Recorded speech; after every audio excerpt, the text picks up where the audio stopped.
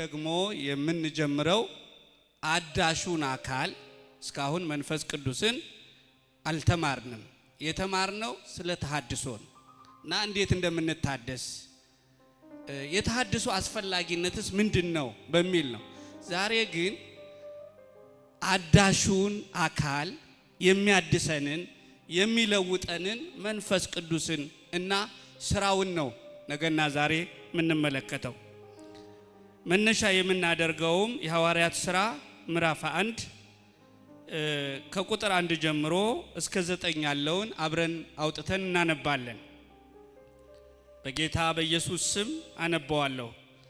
ቴዎፍሎስ ሆይ ኢየሱስ የመረጣቸውን ሐዋርያትን በመንፈስ ቅዱስ ካዘዛቸው በኋላ እስካረገበት ቀን ድረስ ያደርገውና ያስተምረው ዘንድ ስለጀመረው ሁሉ መጀመሪያውን ነገር ጻፉ።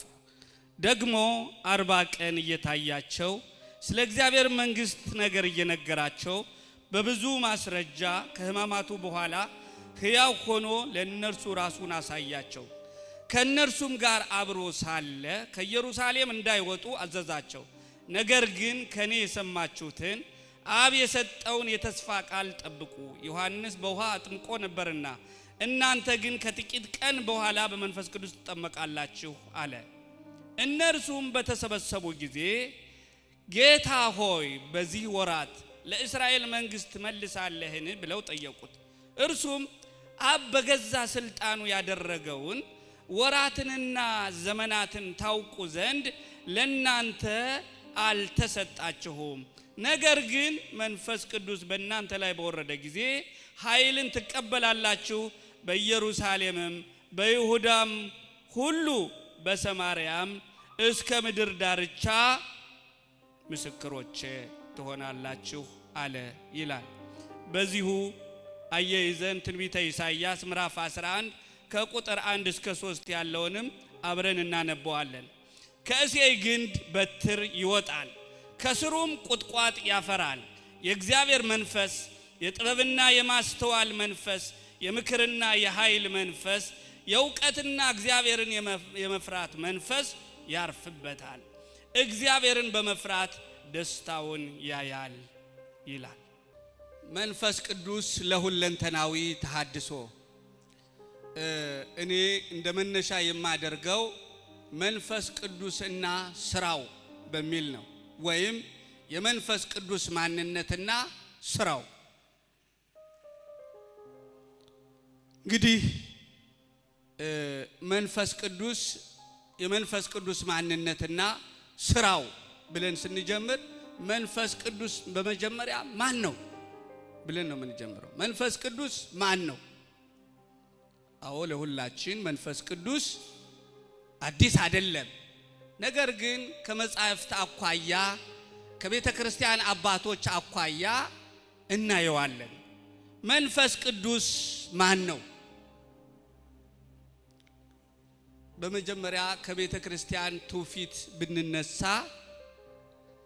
በ300 ክርስቶስ ወይ ደግሞ ዓመተ ምህረት ተብሎ መቆጠር ከተጀመረበት ጀምሮ በ381ኛው ዓመት ላይ አንድ ጉባኤ ተከናውኖ ነበረ። ያ ጉባኤ ቁስጥንጥንያ ይባላል። በ381 150 የሚሆኑ ሊቃውንት ወይም የቤተ ክርስቲያን አባቶች ቁስጥንጥንያ በምትባል ቦታ ላይ ተሰብስበው ስለ መንፈስ ቅዱስ የተናገሩት ነገር የወሰኑት የእምነት መግለጫ ነበረ። ያንንም እኛ ዛሬም በእምነታችን የእምነት መግለጫ አድርገን የምንጠቀመው የምንረዳውም በመጀመሪያ እሱን ነው። እነዚህ አባቶች ዝም ብለው አልተሰበሰቡ።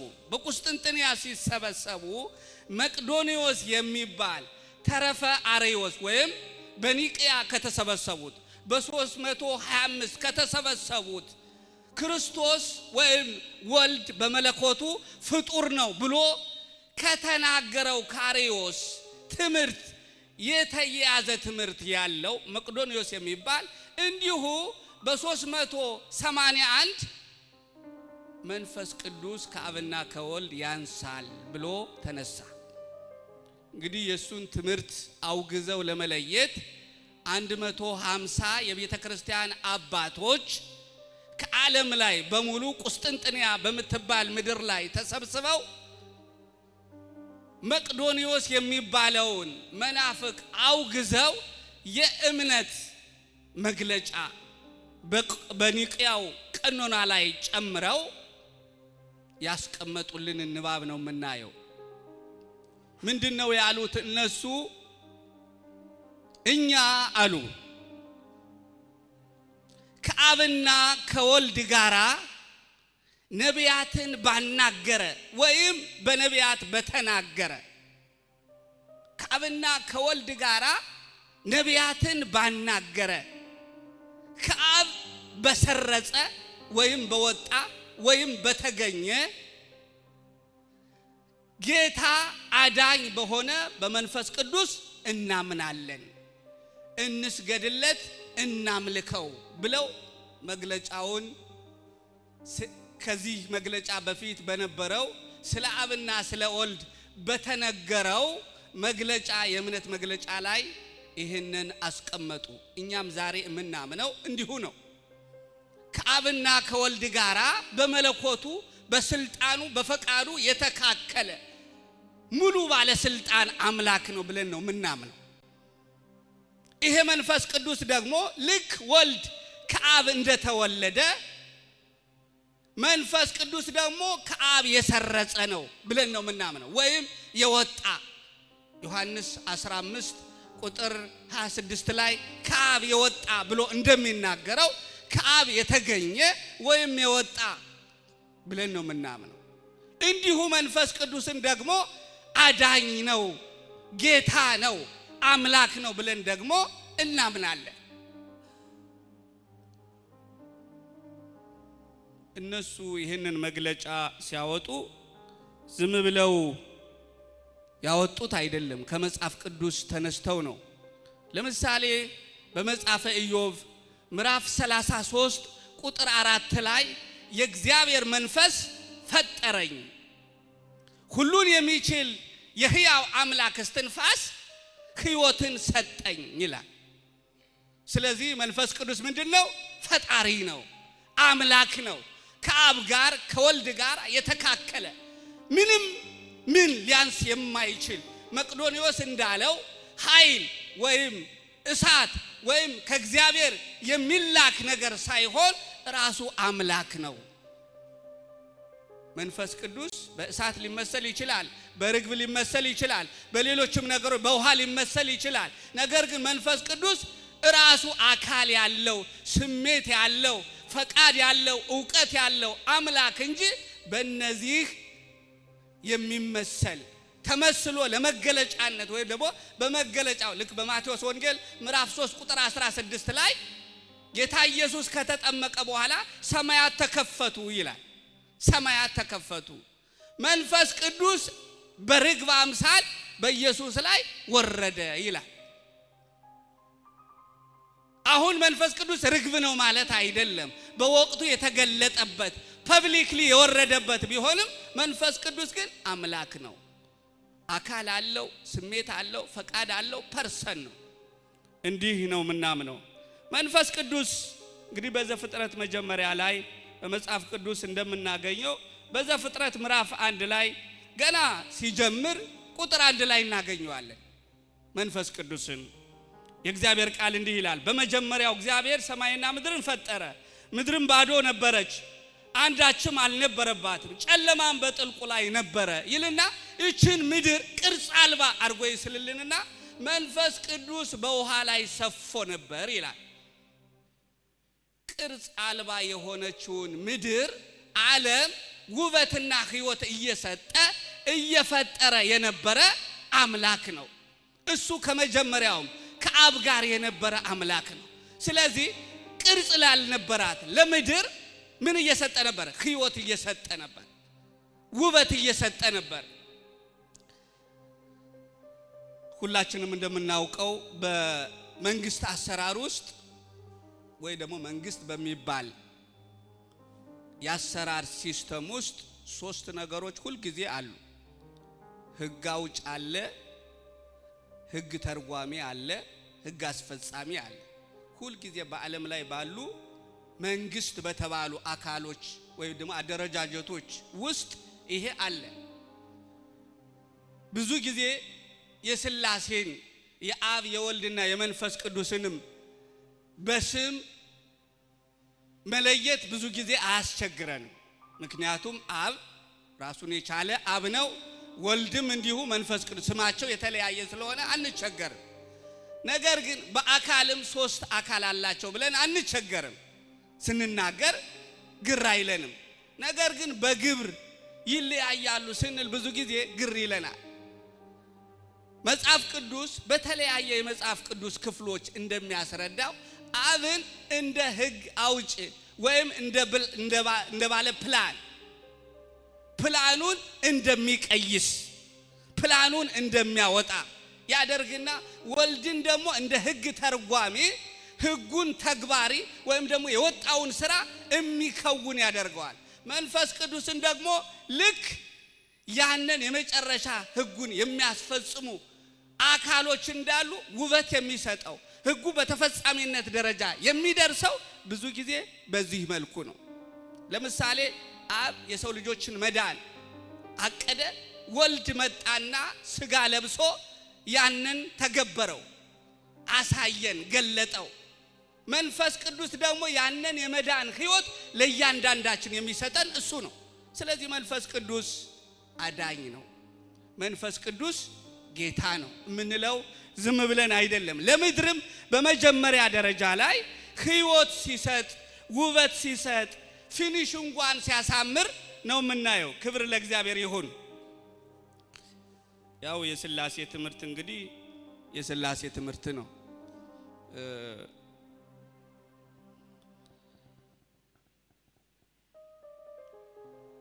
ቅድም ወደ ተነሳሁበት ወደ መጀመሪያው መነሻ ልውሰዳችሁና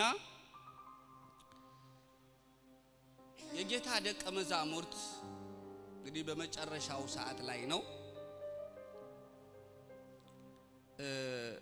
አንዳንድ ጊዜ ያው ብዙ ነገር ሰው ተምሮ ብዙ ነገር ተጠብቁና ግን የጠበቃችሁትን ላታገኙ ትችላላችሁ። አሁን የተነሳሁበት የመጽሐፍ ቅዱስ ክፍል የሐዋርያት ሥራ እንደሚያስረዳው ቁጥር 6 ላይ እነርሱም በተሰበሰቡ ጊዜ ይላል ጌታ ሆይ በዚህ ወራት ለእስራኤል መንግስት ትመልሳለህን ብለው ጠየቁት። እስካሁን ድረስ ምን ሲያደርጉ እንደነበረ ምን ሲማሩ እንደነበረ መጽሐፍ ቅዱስ በተለያየ ቦታ ይናገራል። ነገር ግን እነሱ እስካሁን ድረስ አይምሯቸው የነበረ መንግስት የእስራኤል መንግስት መመለስ ላይ ነው። ወይ ፍንክች ያለ ያስተሳስብ ለውጥ አይታይ። አሁን እኛ ስለ ተሐድሶ እያወራን ነው፣ እየተማርን ነው። ተሐድሶ ሁላችንም እንደምንፈልግ ግልጽ ነው። ግን ተሐድሶ የሚጀምረው ካስተሳስብ ለውጥ ነው። ሰው ሐሳቡን ለመለወጥ ፈቃደኛ ካልሆነ ሺህ ጊዜ ትምህርት ቢፈስ ሺህ ጊዜ አስፈላጊነቱ ቢነገር ሊመጣ አይችልም። ሐዋርያት 3 ዓመት ተኩል ከክርስቶስ ጋር ሲኖሩ የሚያስተምራቸው ስለ እስራኤል መንግስት አልነበረም አንድም ቀን። እነሱ ግን ሁል ጊዜ ያስቡት የነበረ ይሄንን ነበር። አሁንም የመጨረሻው ሰዓት እንደሆነ ስለገባቸው ተሰብስበው የመጨረሻው ጉባኤ ላይ ጌታ ሆይ በዚህ ወራት በቃ ነገሩ አለቀ አሁን ማለት ነው። የእስራኤል መንግስት ልትመልስ ነው፣ እኛም በቀኝና በግራ ነግሰን ቁጭ ልንል ነው፣ በቃ ገዦች ልንሆን ነው ማለት ነው አሉ። ዶሮ ብታልም ጥሬዋን ይባላል። አንዳንድ ጊዜ የምናስበው በልባችን ያለውን፣ እነሱ ይሄ በልባቸው ስላለ በቃ ይሄ ነው ትዝም ይላቸው። አንዳንዶች እንደውም በቤተሰብ ምልጃ ልከው ያውቃሉ። ጌታ ግን እንደዚህ አላቸው፣ እርሱም በገዛ ስልጣኑ ያደረገውን ወራትና ዘመናትን ታውቁ ዘንድ ለእናንተ አልተሰጣችሁም። ይሄ የእስራኤል መንግስት መመለስ ጉዳይ እናንተን የሚመለከት አይደለም። አብ የዚህን ጊዜ ወራቱንና ጊዜውን ወስኖ ለማን መስጠት እንዳለበት እንዴት መስጠት እንዳለበት ወስኖ አስቀምጦታል። ይሄ እናንተን የሚመለከት ጉዳይ አይደለም አላቸው። ይሄንን በዚህ ከዘጋ በኋላ ነገር ግን አለ መንፈስ ቅዱስ በእናንተ ላይ በወረደ ጊዜ ኃይልን ትቀበላላችሁ። ያን ጊዜ በኢየሩሳሌም በይሁዳ በሰማርያ እስከ ምድር ዳርቻ ምስክሮች ትሆናላችሁ። እናንተን የሚመለከት ጉዳይ ይሄ ነው። ይሄኛው እናንተን የሚመለከት አይደለም። መጣ ቀረ ረዘመ አጠረ አይመለከታችሁም። የሚመለከታችሁ ጉዳይ እስካሁን ስትማሩበት መጨረሻው ላይ እየደረሰ ነው። ስለዚህ ምን አድርጉ? ከኢየሩሳሌም አትውጡ። በሉቃስ ወንጌል ምዕራፍ 24 ቁጥር 49 ላይ ከኢየሩሳሌም እንዳትወጡ ብሎ እንዲያውም ማስጠንቀቂያ በሚመስል መልእክት ነው የሚናገራቸው። መንፈስ ቅዱስን ወይም ደግሞ ኃይልን ከሰማይ እስከምትቀበሉ ድረስ ከኢየሩሳሌም አትውጡ። ጌታ ኢየሱስ በመጨረሻው ሰዓት ያስጨነቀው ነገር ቢኖር ያሳሰበው ነገር ቢኖር በመንፈስ የጀመረውን አገልግሎት በመንፈስ ያስቀጥሉታል ወይ ነው። ምክንያቱም ጌታ ኢየሱስ ሲወለድ በመንፈስ ቅዱስ ተጸንሶ ነው የተወለደው። ከመንፈስ ቅዱስ ነው የተጸነሰው ብሎ ነው መልአኩ ለዮሴፍ የሚነግረው። ስለዚህ ሲጸነስ በመንፈስ ቅዱስ ነው። እንዲሁ ሲጠመቅ ደግሞ መንፈስ ቅዱስ በግልጽ በሕዝብ መካከል ሲያርፍበት ታይቷል። የማቴዎስ ወንጌል ምዕራፍ 4 ቁጥር 1 ላይ ደግሞ እንዲሁ ወደ በረሃው ወይም ወደ ተራራው የጾም ጸሎት ጊዜው ሲሄድ መንፈስ ወደ ምድረ በዳ ወሰደው ነው የሚለን። መንፈስ ቅዱስ ነው የወሰደው ወይም ደግሞ በመንፈስ ቅዱስ ነው የሄደው። እሱም ብቻ አይደለም፣ አገልግሎቱን በሙሉ ያከናወነው በመንፈስ ቅዱስ ነው። ያ ማለት ጌታ ኢየሱስ ፍጹም ሰው ፍጹም አምላክ ነው።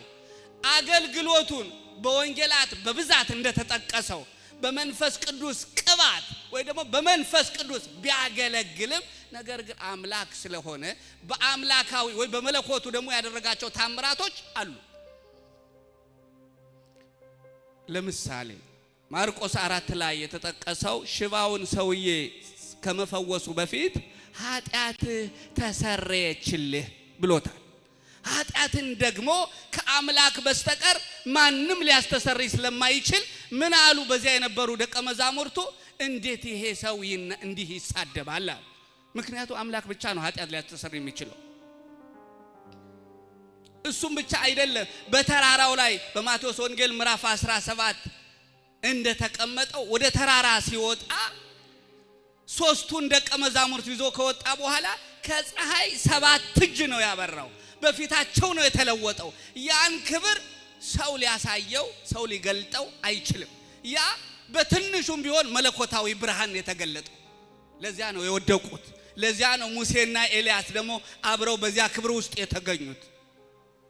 ጌታ ኢየሱስ ሰው ሲሆን መለኮቱን ትቶ በሰማይ የመጣ አይደለም። በዚህ ምድር ሲሆን ፍጹም ሰው ፍጹም መለኮት ነው። ያው አንዳንድ ትምህርቶች አሉ። ጌታ ኢየሱስ ወይም ደግሞ የእግዚአብሔር ልጅ ወልድ ከመጸነሱ በፊት አምላክ ነበረ። ከዚያ ሰው ሲሆን አምላክነቱን ተወ። እንደገና ሲነሳ ደግሞ አምላክ ሆነ ብለው የሚያስተምሩ አስተማሪዎችም ትምህርቶችም ስላሉ ነው እንደዚህ በግልጽ መናገር የፈለኩት። ስለዚህ ጌታ ምን አለ? አገልግሎቱን በመንፈስ ቅዱስ ስላገለገለ ደቀ መዛሙርትንም ከኢየሩሳሌም እንዳትወጡ። ለምን? እኔ ያገለገልሁበት መንፈስ ሳትቀበሉ ብትወጡ ምንም ስራ ልትሰሩ አትችሉም። በመንፈስ ቅዱስ የተጀመረው አገልግሎት በመንፈስ ቅዱስ ማለቅ ስላለበት ያለ መንፈስ ቅዱስ ምንም ሊያደርጉ ስለማይችሉ መንፈስ ቅዱስ በእናንተ ላይ በወረደ ጊዜ ኃይልን ትቀበላላችሁ። በኢየሩሳሌም በይሁዳም ሁሉ በሰማርያ እስከ ምድር ዳርም ምስክሮች ትሆናላችሁ። አሁን የህይወት ምስክርነት ዝም ብሎ ሰው ስለተመኘ ስለፈለገ የሚመጣ ነገር አይደለም። በመንፈስ ቅዱስ የተቃኘ ህይወት ነው ለክርስቶስ ሊመሰክር የሚችለው።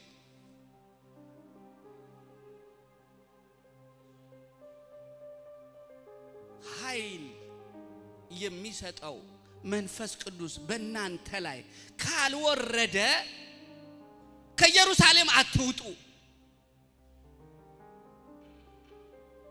ይሄ የሐዋርያት ሥራ ቁጥር 1 ላይ እንዲህ ይላል፣ ቴዎፍሎስ ሆይ ኢየሱስ የመረጣቸውን ሐዋርያትን በመንፈስ ቅዱስ ካዘዛቸው በኋላ እስካረገበት ቀን ድረስ ያደርገውና ያስተምረው ዘንድ ስለጀመረው ሁሉ መጀመሪያውን ነገር ጻፉ ይላል። የዚህ መጽሐፍ ጸሐፊ ሉቃስ ይሄ መጽሐፍ ሁለተኛ ጽሑፉ ነው። ለዚህ ቴዎፍሎስ ለተባለው ሰው ሲጽፍለት ሁለተኛ ጽሑፉ ነው። ምን እያለ ነው የሚነግረው? ቴዎፍሎስ ሆይ በመጀመሪያው ጽሑፌ ኢየሱስ ያደርገውና ያስተምረው ስለጀመረው ጽፌልሃለሁ ይሏል። አሁን ደግሞ ስለቀጠለው ኢየሱስ ስለቀጠለው፣ ምክንያቱም ያ በሥጋ ወራት በምድር ላይ የነበረውን ነገር በሙሉ ጽፎለታል። ስለጀመረው አስቀድሜ ጻፍኩልህ ካለ በኋላ ከዚህ በኋላ ያለውን ደግሞ ስለቀጠለው ነው። ሐዋርያት ኢየሱስ የጀመረውን አገልግሎት በመንፈስ የጀመረውን አገልግሎት በመንፈስ የሚያስቀጥሉ ናቸው። እኛም ብንሆን አገልጋዮች በሙሉ በምድር ላይ የተነሱ ከዚያም በኋላ በመንፈስ ቅዱስ የተጀመረውን አገልግሎት በመንፈስ ቅዱስ የሚያስቀጥሉ ናቸው።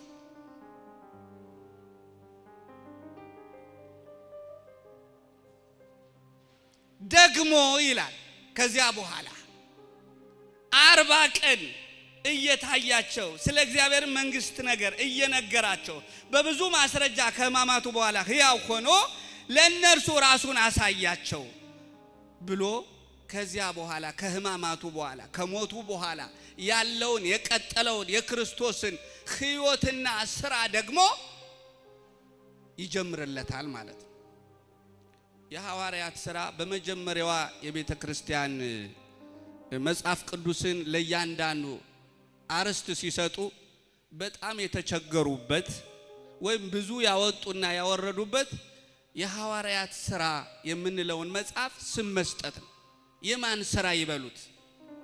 እንደውም የመጀመሪያ ትርጉሞችን ወይም ደግሞ ጽሑፎችን ስታዩ የመንፈስ ቅዱስ ሥራ ነው የሚል።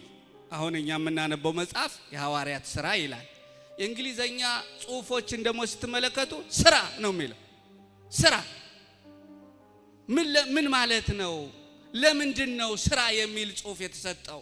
የሉቃስ ወንጌል የሌሎችም ወንጌላት ወዲያው የሉቃስ ወንጌል የሚል ታይትል ነው የተሰጣቸው። ይሄ ግን ሥራ ብቻ ለምን የሐዋርያትን ሥራ ማን ብለው ያስቀምጡት?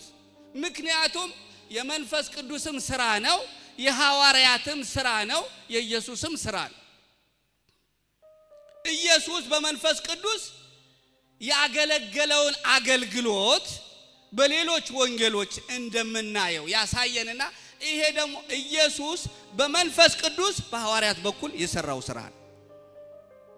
ስለዚህ ከዚህ ሁሉ ምን አሉት? ሥራ ብለው ጠቀሱት። እኛ ያንን ሥራ አስቀጣዮች ነን።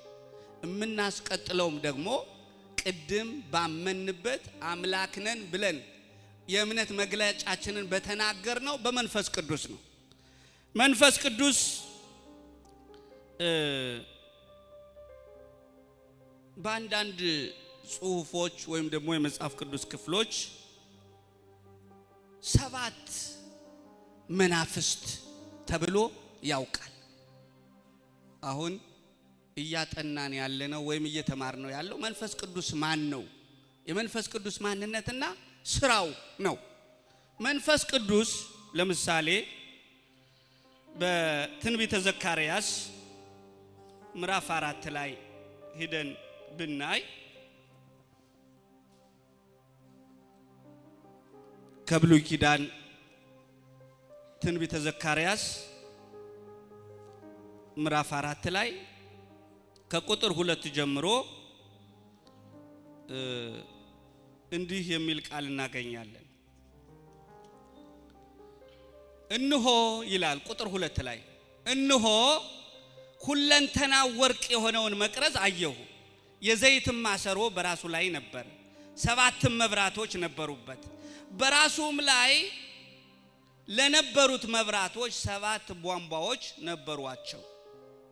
2 የወይራ ዛፎችም አንዱ በማሰሮው በስተቀኝ አንዱም በስተግራው ሆነው ባጠገቡ ነበሩ አሉ ይልና ዝቅ ብሎ ቁጥር 5 ላይ እነዚህ ምን እንደሆኑ አታውቁምን አለኝ ይላል። እኔም ጌታዬ ሆይ አላውቅም አልሁ። መልሶም ለዘሩባቤል የተባለው የእግዚአብሔር ቃል ይህ ነው፣ በመንፈሴ እንጂ በኃይልና በብርታት አይደለም ይላል የሰራዊት ጌታ። ይሄንን 7 ቧንቧ 7 መብራት ሲለው የነበረው በመንፈሴ እንጂ በኃይልና በብርታት አይደለም ብሎ በአንድ ቃል መንፈስ በማለት ገልጦት እናያለን። ይሄም ብቻ አይደለም። ራዕየ ዮሐንስ ምዕራፍ 1 ላይ ሄደን ስንመለከት አንዳንድ ጊዜ ያው ግር ስለሚሉ ነው እነዚህ አንዳንድ ሰዎች ለነዚህ እንትኖች የሚሰጧቸው የተለያየ ትርጉሞች ስላሉ አብረን ማየቱ መልካም ስለሆነ ነው እነዚህን ማንሳት የፈለኩት። ራዕየ ዮሐንስ ምዕራፍ 1 ቁጥር 5 ላይ እንዲህ ይላል። ዮሐንስ በእስያ ላሉት ለ7ቱ አብያተ ክርስቲያናት ካለውና ከነበረው ከሚመጣው በዙፋኑም ፊት ካሉት ከ7ቱ መናፍስት ከታመነው ምስክር ከሙታንም በኩር የምድር ነገሥታት ገዥ ከሆነው ከኢየሱስ ክርስቶስ ጸጋና ሰላም ለእናንተ ይሁን ይላል። በመጀመሪያው ላይ ያለው ካለውና ከነበረው ከሚመጣውም የሚለው አብን የሚመለከት ነው። በዙፋኑም ፊት ካሉት ከ7ቱ መናፍስት የሚለው ደግሞ መንፈስ ቅዱስን የሚመለከት ነው። ከታመነው ምስክር ከሙታንም በኩር የምድርም ነገሥታት ገዥ ከሆነው ከኢየሱስ ክርስቶስ ጸጋና ሰላም ለእናንተ ይሁን ሲል ደግሞ ኢየሱስ ክርስቶስን የሚመለከት ነው። ይህም ብቻ አይደለም። ራእይ ምዕራፍ 4 ቁጥር 5 ላይም እንዲህ ይላል፣ በዙፋኑም ፊት 7 የእሳት መብራቶች ይበሩ ነበር፣ እነርሱም 7ቱ የእግዚአብሔር መናፍስት ናቸው ይላል። እነዚህ 7ቱ መናፍስት ተብለው የተገለጡት መንፈስ ቅዱስ ነው። የእግዚአብሔር መንፈስ ብዙ መናፍስት የለውም። መንፈስ ቅዱስ አንድ ብቻ ነው። የእግዚአብሔር መንፈስ አንድ መንፈስ ነው። መናፍስት ተብሎ የተገለጠው ወይም የእግዚአብሔር መናፍስት ትንቢተ ኢሳይያስ ቅድም የሚያነበብነው የመጽሐፍ ቅዱስ ክፍል አለ። መንፈስ ቅዱስ የሚሰራቸውን ስራዎች ወይም ደግሞ የአገልግሎት ባህሪያትን የሚመለከት እንጂ መንፈስ ቅዱስ 7 ነው ለማለት አይደለም። እዚሁ ራዕየ ዮሐንስ ምዕራፍ 5 ቁጥር 6 ላይ እንዲህ ይላል፣ በዙፋኑምና በአራቱ እንስሶች መካከልም በሽማግሌዎችም መካከል እንደታረደ በግ ቆሞ አየሁ። 7 ቀንዶች 7 ዓይኖች ነበሩት። እነርሱም ወደ ምድር ሁሉ የተላኩ የእግዚአብሔር መናፍስት ናቸው ይላል። ከዚህ ሁሉ የምንረዳው ምንድነው? መንፈስ ቅዱስ አንድ ብቻ ነው። የእግዚአብሔር መንፈስ አንድ ነው ማለት ያ መላእክትን የሚጨምር አይደለም። የእግዚአብሔር መንፈስ ብለን ወይ ደግሞ መንፈስ ቅዱስ ብለን የምንናገረው አንድ መንፈስ ነው። በ7 የተገለጠው 7 ሙሉ ቁጥር ወይም ደግሞ ፍጽምናን ሙሉነትን የሚያመለክት ስለሆነ በዚህ መልኩ የመጽሐፍ ቅዱስ ሊቃውንትም የሚያስቀምጡት በዚህ መልኩ ነው። እንግዲህ መንፈስ ቅዱስ ማንነቱን ይህን ያህል ካል ወደ ትንቢተ ኢሳይያስ ቅድም ወደ አነበብኩት እንሂድና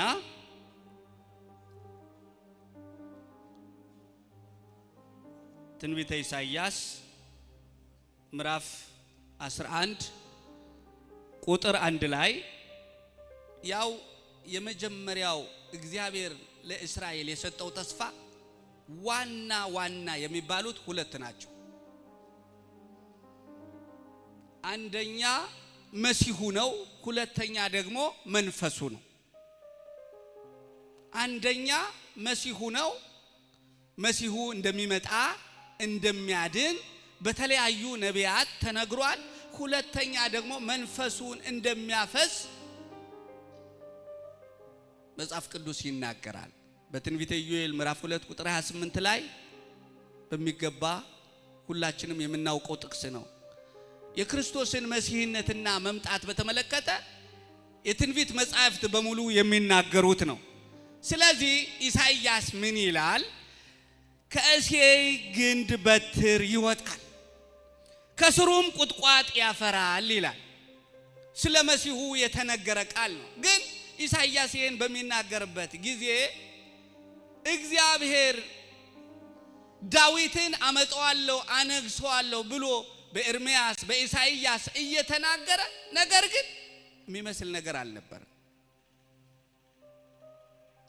እስራኤል ጠፍታ ወድማ በቃ የለችም የምትባልበት ደረጃ ደርሳ እግዚአብሔር ግን ምን ብሎ ይናገራል? ከእሴይ ግንድ በትር ይወጣል። ምክንያቱም ግንዱ ተጨፍጭፎ ምኑ ነው የቀረ? ስሩ ነው የቀረ፣ ጉቶው ማለት ነው። እና እግዚአብሔር ምን እያለ ነው?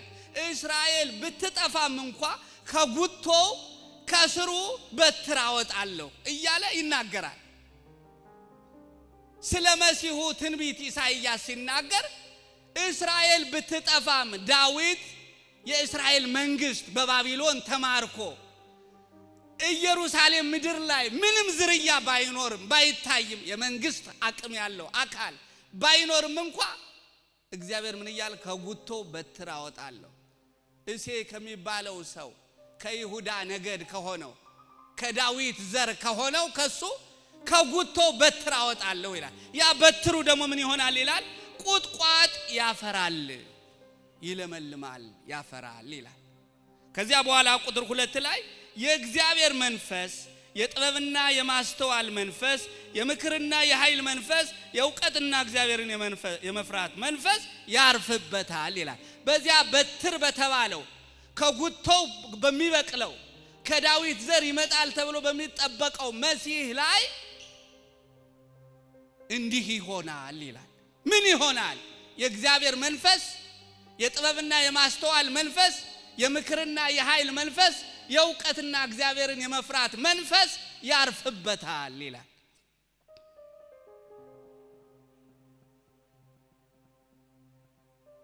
እንግዲህ እነዚህን ነገና ዛሬ እያየን የምንቀጥለው በእነዚህ ዙሪያ ነው።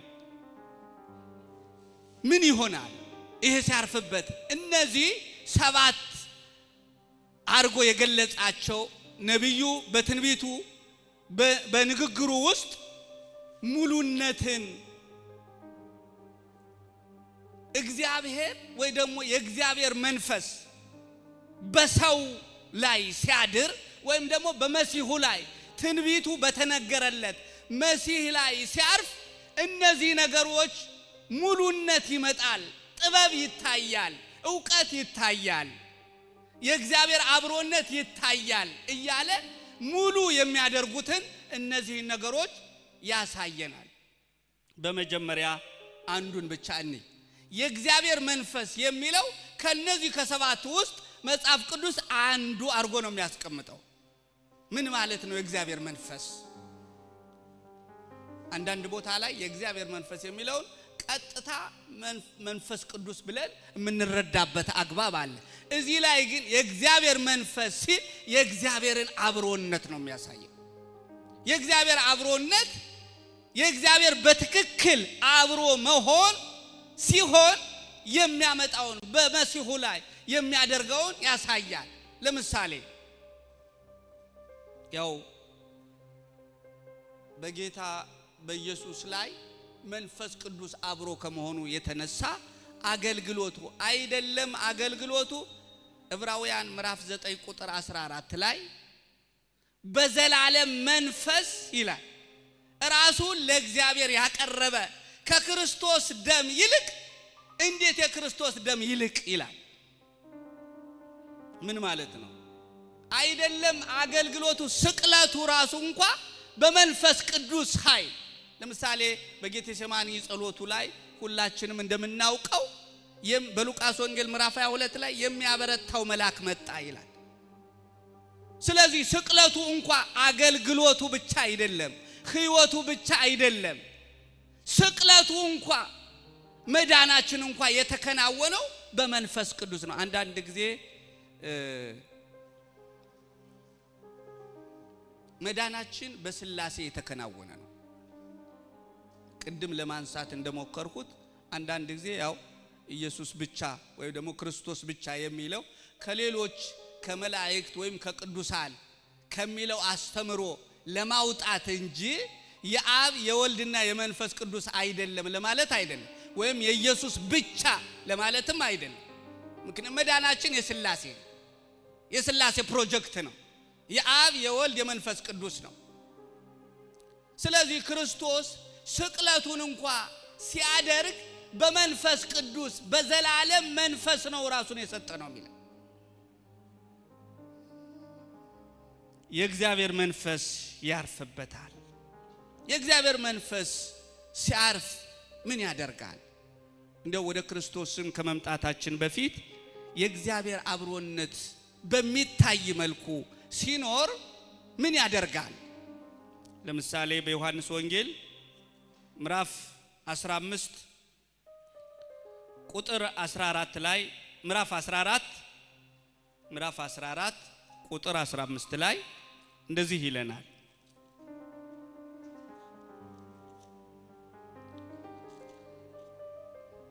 እኔም ብትወዱኝ ትእዛዜን ጠብቁ፣ እኔም አብን እለምናለሁ ለዘላለምም ከናንተ ጋር እንዲኖር ሌላ አጽናኝ ይሰጣቸዋል። እርሱም ዓለም የማያየውና የማያውቀው ስለሆነ ሊቀበለው የማይቻለው የእውነት መንፈስ ነው። ነገር ግን ከናንተ ዘንድ ስለሚኖር በውስጣችሁም ስለሚሆን እናንተ ታውቁታላችሁ ይላል። አሁን የእግዚአብሔር መንፈስ ሲያርፍ በአንድ አማኝ ላይ አሁን ስለ ጸጋ ስጦታዎችም አይደለም እኔ የምናገረው። የጸጋ ስጦታዎች መንፈስ ቅዱስ በእኔ አልፎ በአንተ አልፎ ወይም በአንቺ አልፎ መንፈስ ቅዱስ ትንቢት ይናገራል፣ ፈውስ ይፈውሳል፣ ልሳን ያናግራል፣ ሌሎችንም የጸጋ ስጦታዎችን ያደርጋል። ስለሱ አይደለም አሁን እኔ የማወራው። መንፈስ ቅዱስ በአንድ ሰው ውስጥ ሲኖር ምን ይሆናል? ሰውየው በሚታይ መልኩ ሲኖር ያው ሁላችንም መንፈስ ቅዱስ በውስጣችን አለ ብለን እናምናለን። ግን በስንቶቻችን ዘንድ ነው በትክክል አብሮነቱ በሚታይ መልኩ ያለው? አለን እንላለን። በፕላትፎርም መሰረት አለ ከኛ ጋር ነው እንላለን። ግን በሚታይ መልኩ ለምሳሌ ከኢየሱስ ጋር በሚታይ መልኩ ነበር። አጋንንትን ሲያወጣ በእግዚአብሔር መንፈስ በእግዚአብሔር ጣት አወጣለሁ ብሎ ይናገር ነበር። አሁን አጋንንትን ለማውጣት እኮ ትግል ነው። መንፈስ ቅዱስ በሚታይ መልኩ አብሮ ካለ ትግል የለም። እንዲሁ መገኘቱ ሲኖር አጋንንት ራሱ መቆም አይችልም፣ እየጮኸ ይወጣል። ስለዚህ ምን አለ የዮሐንስ ወንጌል ጻፊ ዮሐንስ? እኔም አለ አብን እለምናለሁ ለዘላለምም ከናንተ ጋር እንዲኖር ሌላ አጽናኝ ይሰጣቸው። ለዘላለም ሁል ጊዜ፣ ያ ማለት ሁል ጊዜ ጸጥ ለጥ ብሎ እኛ ጋር ለመቀመጥ አይደለም መንፈስ ቅዱስ የሚመጣ። በመሰረቱ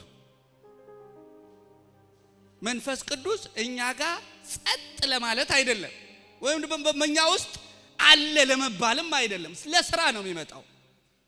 የኔን ህይወት ሊሰራ የኔን ህይወት ሊለውጥ መጀመሪያ ከመስራቱ በሌላ ስራ ከመስራቱ በፊት መንፈስ ቅዱስ እኛን ሊሰራን ይፈልጋል። መንፈስ ቅዱስ በእኛ ከመስራቱ በላይ እኛን ሊሰራን ያስፈልጋል። የጸጋ ስጦታ ግን ሳንሰራ ሊሰራ ይችላል። የጸጋ ስጦታ እኛ ሳንሰራ በእኛ ሊከናወን ይችላል። ነገር ግን መንፈስ ቅዱስ በትክክል አብሮነቱ በሚታይ መልኩ ሲኖር መጀመሪያ እኛን ነው የሚሰራን። ለምሳሌ ሶምሶንን መውሰድ ትችላላችሁ። ከጋለሞታ ጋር አድሮ የከተማውን በር ይገለብጣል። ስለዚህ እንከተለዋለን? አይሆንም። ቶሎ ካልጣጠፍን ህይወቱን ተከትለን ከሄድ ገደል ነው የምንገባ። ናዝራዊ ነው። ያለበት የቅባቱ ክብደት ደግሞ እንዲህ ነው ተብሎ የሚገለጥ አይደለም። ሬሳ አይነካም ሲባል እሱ በሬሳ ነው የሚጫወተው። ስለዚህ የጸጋ ስጦታ የሰውን መንፈሳዊ ሕይወት አያመለክትም። ከነስሙ የጸጋ ስጦታ በነፃ ለማይገባው ሰው የተሰጠ ማለት ነው። ስለዚህ በነፃ ለማይገባው ሰው የተሰጠ ስጦታ በእኛ አልፎ እግዚአብሔር ስራ ሊሰራ ይችላል። ለሕይወታችን ግን ዋስትና አይደለም። የእግዚአብሔር መንፈስ በሰው ውስጥ በሚታይ መልኩ በሚዳሰስ መልኩ ሲሰራ ምን ያደርጋል? ለምሳሌ ዘጸአት ምዕራፍ 33 ላይ እንሂድ። ሙሴ በጣም ጥበበኛ ሰው ነው። ምዕራፍ 33 ቁጥር 1 ላይ እግዚአብሔር አንድ ቀን እንደዚህ አለው። በቃ በእስራኤል ያው ብዙ ጊዜ ነው እግዚአብሔር የሚቆጣ በእስራኤል። ያን ጊዜ ግን እጅግ ተቆጣና ሙሴ አለው ይሄ ሕዝብ ደንዳና ነው፣ ልበ ደንዳና ነው፣ አንገተ ደንዳና ነው። ከዚህ ሕዝብ ጋራ ከወጣው አጠፋዋለሁ። ስለዚህ አለ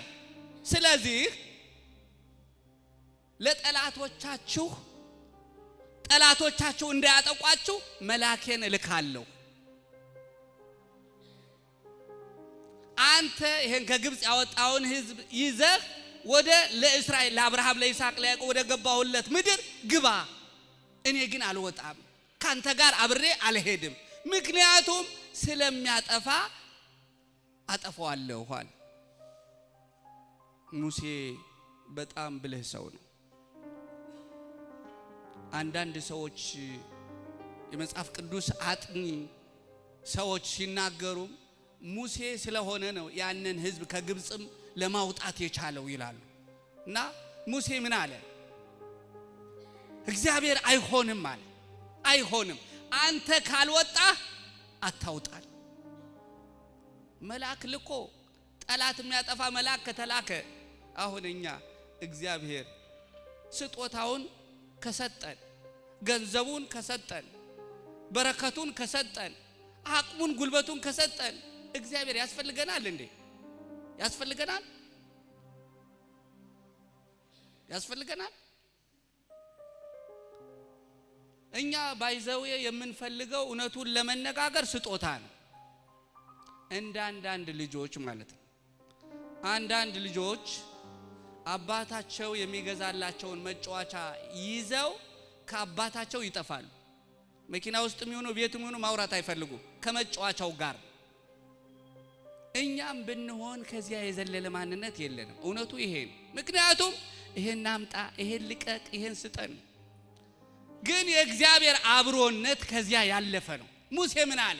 ጠላት ስለጠፋ ብቻ አይደለም፣ ከነዓን ስለምንገባ ብቻም አይደለም። ጠላትም ባያሸንፈን መልአክን ብትልክልን አንተ ካልወጣ አንወጣም። ለምን?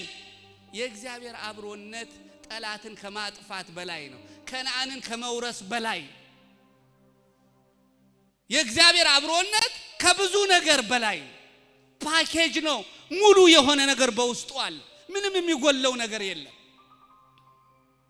ይስሐቅን በዘፍጥረት ምዕራፍ 26 ቁጥር 26 ስትመለከቱ አቤሜሌክ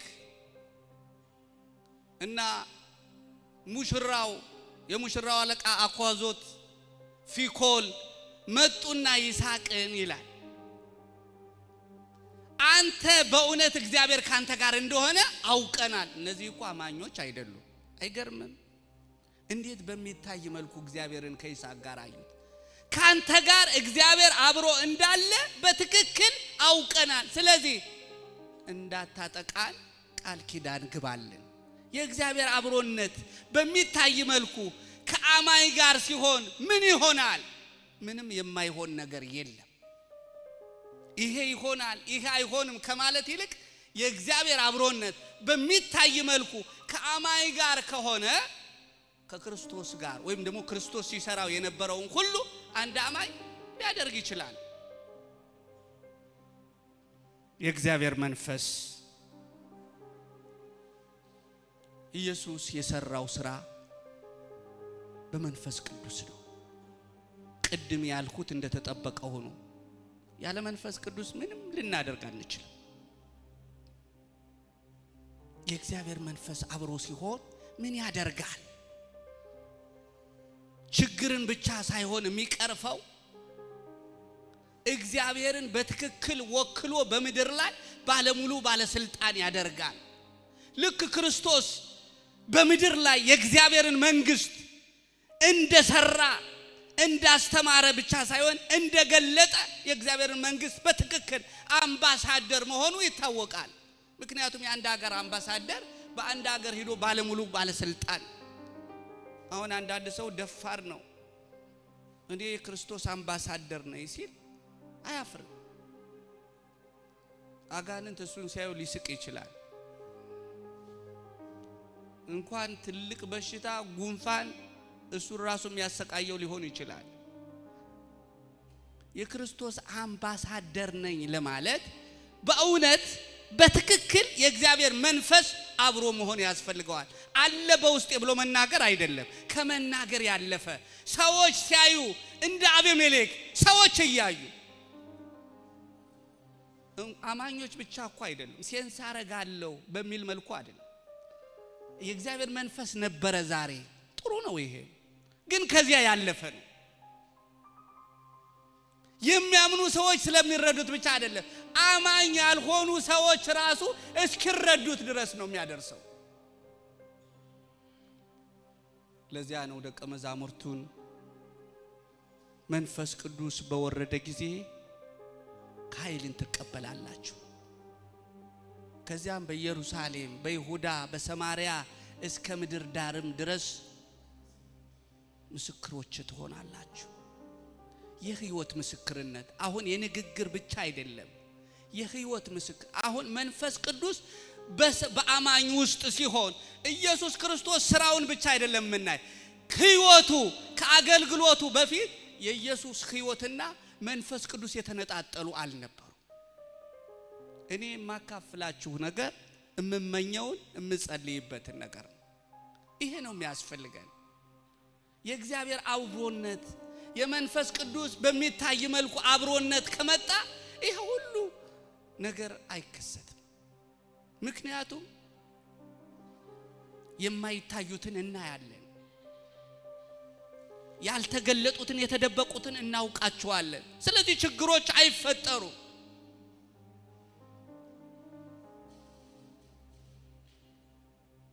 እግዚአብሔር ከኛ ጋር ይሁን። እግዚአብሔር ከኛ ጋር ይሁን። በሚታይ መልኩ ከኛ ጋር ይሁን።